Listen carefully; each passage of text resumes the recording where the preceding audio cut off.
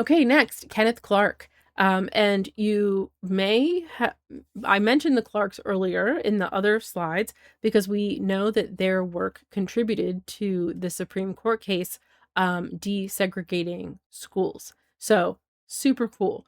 And the reason that this says the Panama Canal Zone is because at that time, it was the Panama Canal Zone. It kind of ownership kind of switched a little bit over the years. So just a little bit of brief history on that. This zone, the Panama Canal Zone, was created in 1903 from the territory of Panama. It was established with this treaty, the signing of this treaty, which allowed for the construction of the Panama Canal within the territory by us, the United States. In 1904, the Canal Convention was proclaimed, and it granted the U.S. in perpetuity the use, occupation, and control of this land for the construction, maintenance, operation, protection of the canal. So from 1903 to 1979, the territory was controlled by the United States, which had purchased the land from private and public owners, but had built the canal and financed the construction. Then the canal zone was established in 1979.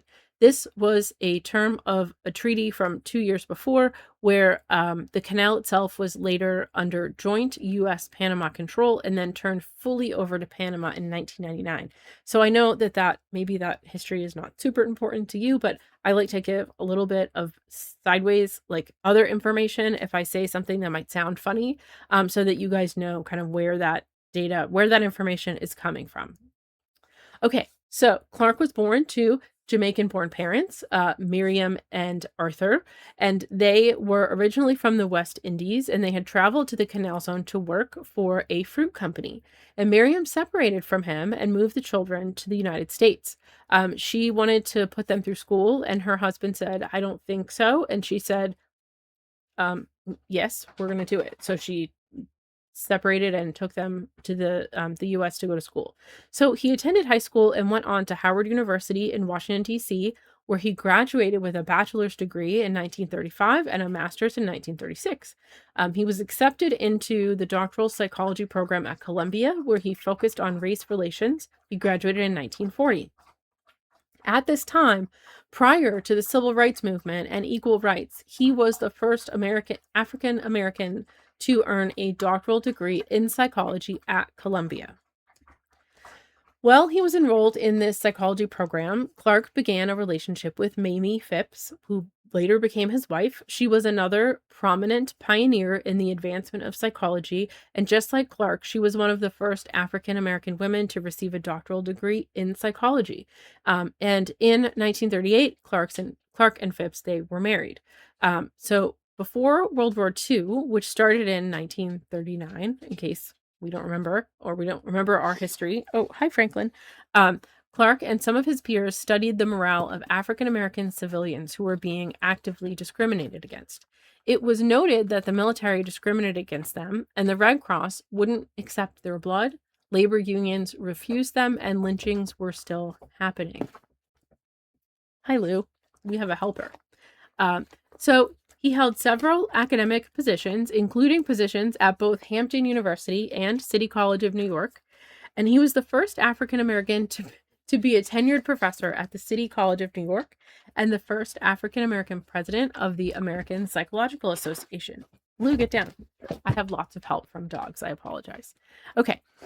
So he was the first African American on the New York State Board of Regents, which is kind of the group that is in charge of education in a region or an area or a state.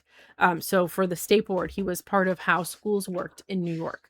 And he took on a head role at the Board of Education Commission as a way to advocate to improve learning facilities for students who were poor, who were suffering from financial challenges.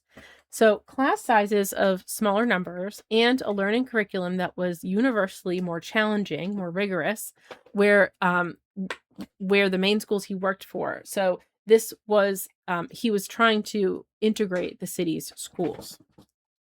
In 1962, the Kennedy administration asked Clark to chair the Harlem Youth Opportunities Project. This was an early part of the war on poverty.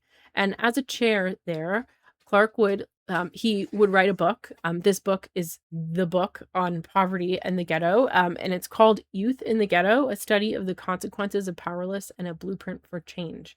This was monumental. This would receive national attention for being unprecedented and would inspire his next book, Dark Ghetto. So he described that book as a cry of a social psychologist. He earned honorary degrees from 9 universities, the APA Gold Medal Award, the Franklin D. Roosevelt for Freedom Award, and the NAACP Spring Arm Medal. Oops, sorry, I have a typo. Well, in New York, both Clark and Phipps Clark believed that the Harlem area needed mental health and social services for children. So with that, they opened the North Side Center for Child Development in the Harlem area. The doll studies are famous. If you've not heard of them, you're going to hear about them now. And if you're super interested, you can look into them further for your portfolio or your analysis project later. But they were conducted by the Clarks, and these studies played a huge role in the civil rights movement. And stop it, Lewis. And Sorry, they were a symbolic representation for the role of psychologists in conducting peaceful and constructive social change.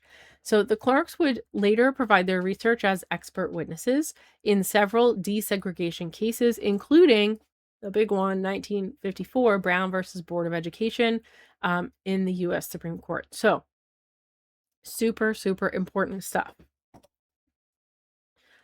Through testing with dolls of different skin colors, the Clarks' findings demonstrated the harmful psychological effects that racial segregation and racism could have on Black children.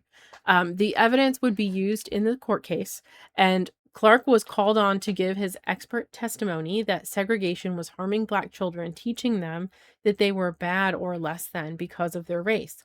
His testimony moved Chief Justice Warren at the time and was important in the decision to end school segregation. So he contributed greatly to the area of child psychology and wrote what is considered to be the manual on raising children free from damages of racism. And that book is called Prejudice and Your Child. And then below this on this slide, and then also in our class page, there are links to more information about Mamie Phipps Clark as well. Okay, Estefania. This was a woman from the Philippines, and basically, she was born in 1917, and was she was specializing primarily in clinical psychology, counseling, population issues, and children. So, following graduation, she began her career as a research assistant for the U.S. Public Health Service in Maryland. And from there, she returned to the Philippines and worked to expand their psychological infrastructure. She became the first director of the Institute for Human Relations at the Philippines Women's University, and she founded and headed a Filipino branch of the Psychological Corporation, which was a New York-based initiative. So basically, she helped create this whole structure of um of everything like in her country. It was crazy, super crazy. Okay. Anyhow, she then later she became the president of the Philippine Association of Psychologists and of the Philippine Mental Health Association. And then she was also from 1971 to 77 was the secretary of the Department of Social Services and Development in the Filipino cabinet. She was very high up in their government. So her focus then turned global. She was appointed as the United Nations Special Representative for the International Year of the Child. And for her contributions, she was awarded a UN Peace Medal in 1979, and in 1992, the APA awarded her the Centennial Citation for Distinguished International Service in Psychology in the Area of Public Interest. Holy cow, that's a long award, but it's saying so much, right? They're saying basically she has contributed to the field so much. It's amazing. So all of her accomplishments secure her place as one of the most influential Filipinas in the global psychology field. She is arguably the most well-known for her work in organizing the United Nations International Year of the Child in 1979. And the goal of that movement was to bring awareness to the state of children's welfare in both developed and developing countries across the world. Particularly in developing countries, the focus would be on malnutrition and education, while developed countries would have more of an emphasis on violence, drug addiction, child abandonment, and abuse. She strongly discouraged the use of conferences in favor of more practical approaches. She was like, no, we're going to do things that actually make a difference. Instead of costly, over politicized conferences, she instead pushed member countries of the UN to develop national commissions for the purpose of implementing children's programs, putting money specifically to aiding in the development of these programs. So instead of spending lots of money on all these conferences, she was like, no, we're going to put the money where it needs to be and we're going to use it for forwarding the programs. And in 1994, she founded the first Philippines Children's Museum.